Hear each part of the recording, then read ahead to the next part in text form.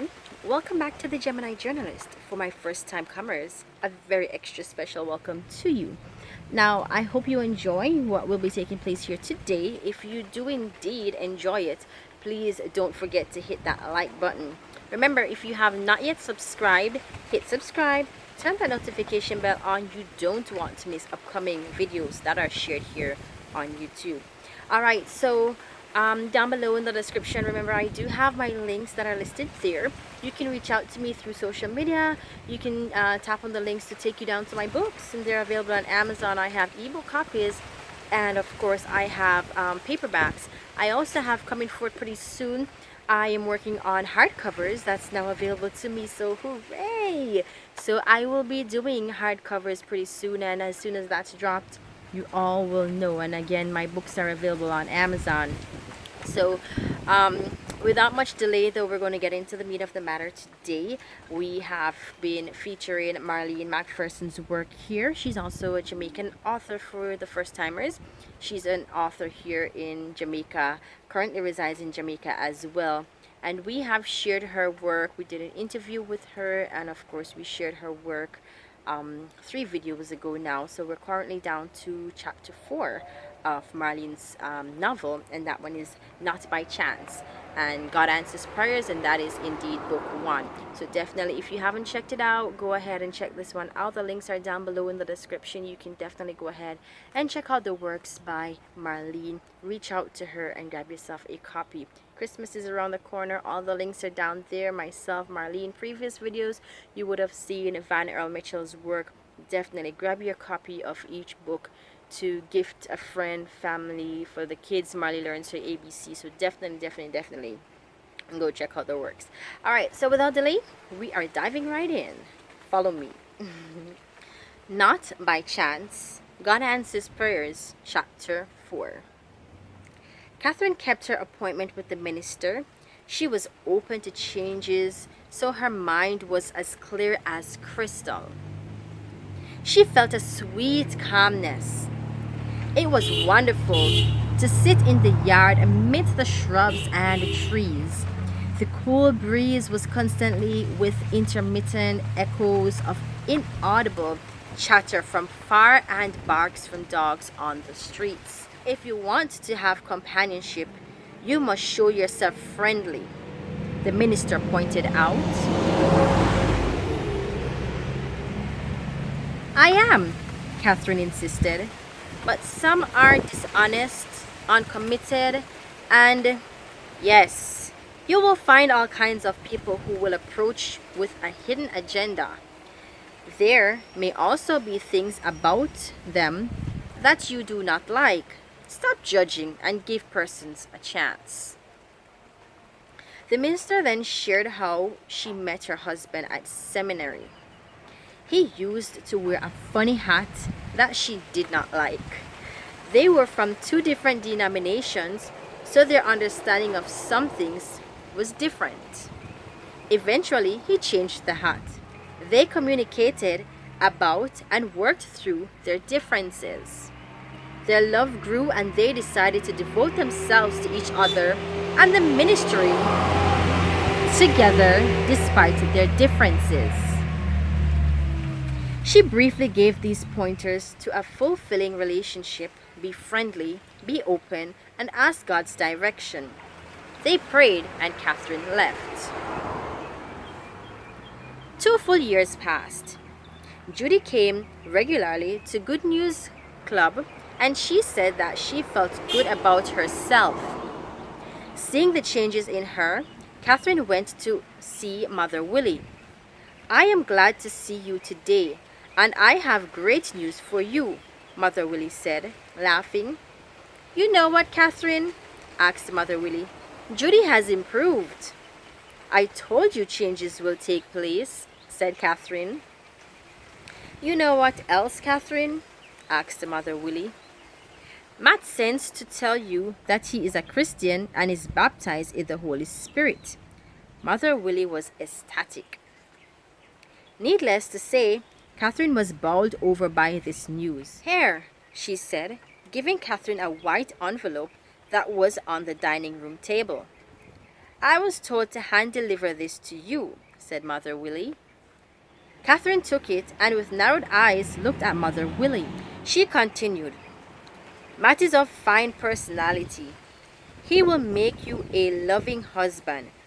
Is this prophecy?" Catherine wondered to herself. She went straight to her house, sat on a dining chair, and opened the envelope. It was an invitation from Matt to have lunch or dinner at a restaurant of her choice. She did not know how to deal with this invitation. She had never dined outside of her familiar setting, so she called Marva, her church sister and close friend, and told her about Matt. She added that she did not know what restaurant to recommend. Marva advised her to take up the invitation. She saw it was an answer to prayer and even pointed out that Matt saw her as special by allowing her to make the choice. "Catherine, can't you see that he is a man of class?" said Marva. "Mention the names of well-known classy hotels like Sheraton and Pegasus. Mention New Kingston Cafeteria too."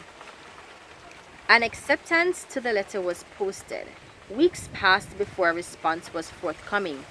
With bated breath, and opened the letter.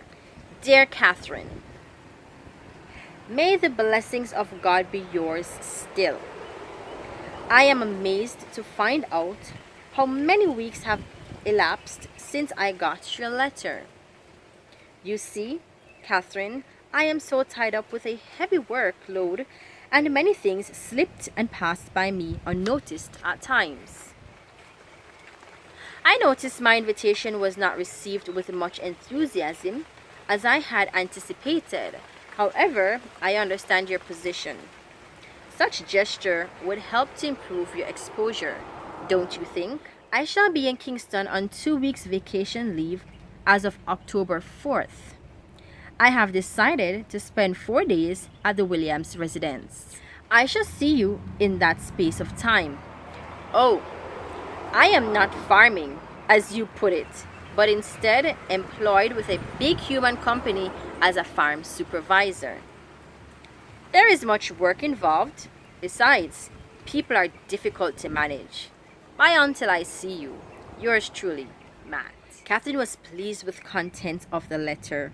On the day in question, her household chores was completed in record time. As the time neared, she ran to her sister. "Should I put on my dress?" she asked. "Wait," Sherry calmly replied while she gesticulated with one hand. With that, she left Sherry's bedroom, which opened into a small passage leading into the dining room. To the left of the dining room hung large louver windows which projected above the lawn that fronted the apartment building. Here, she had the advantage of peering through this to see Matt as he came through the gate. True to his word, he came. Observing his long strides, she calculated that he was a 6-footer. She was dead on in her timing of his strides. He reached the top of the steps just as she opened the door, and they stood facing each other. She moved away as his countenance was not pleasant. He entered, closing the door behind him, and proceeded into the living room. "Good evening," he said, before sitting on the small settee. She sat on the one nearest to him, trying to read his face. His vibrancy was absent. He looked grumpy. He eyed her in silence and explained, "We will not be going out this evening. The vacation leave was not granted. I did not want to tell you by phone, but I have promised you that I would come. Please understand." Catherine was frozen to the seat. She did not reply, but just stared. She tried to understand and opened her mouth, but no word came. A voice said, "This can't be happening." The voice was hers, but she had thought rather than said the words. She was jolted back to reality when he stood, moved over, and ran his fingers down her hair. "I will return next week. See you then." He moved to the door. "Goodbye," she found herself saying in a whisper. She arose and went to Sherry's room. Sherry looked on her and read disappointment.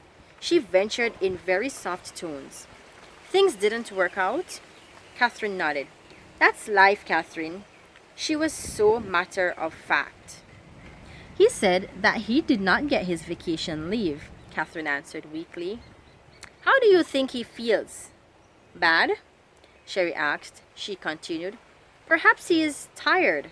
Perhaps he worked this morning. You never can tell. Anything can happen. At least he came to tell you himself. That takes courage. Try to understand.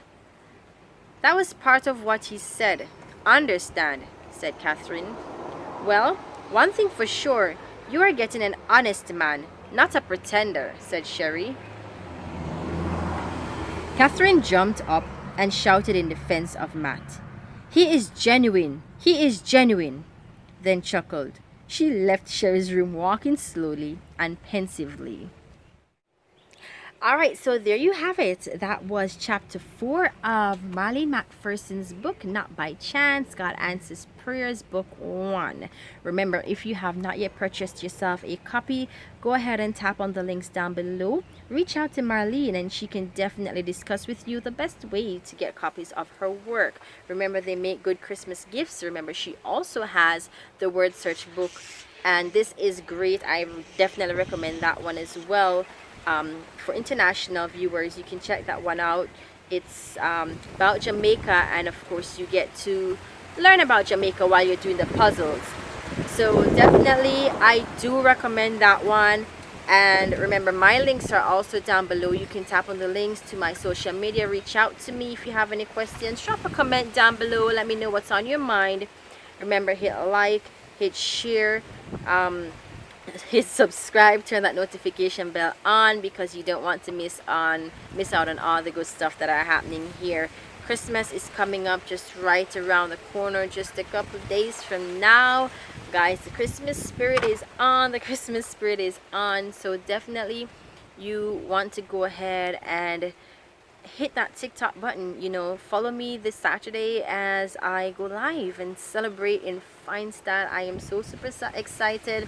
I am so super nervous in the midst of all of it, but I'm just happy to be able to share my work with you, interacting with you more than just a comment and a response to a comment. So definitely I want you to go ahead and check out the live with me on Saturday, Christmas Day. I will indeed, because I'm still not sure yet. I'm hoping to do probably around 6 o'clock, not sure. I think mid-afternoon might be better based on the sunlight, because I'm an outdoor girl. So but definitely I will be sharing the link as soon as I go live. I'll share the link so you all can tap in and join me as I read and sway you away in fine style on Christmas Day. Grab a bottle, grab your glass. We'll be drinking wine. Peace out. Have yourselves a blessed rest of this Thursday. I'll see you on Saturday. Stay safe. Peace out.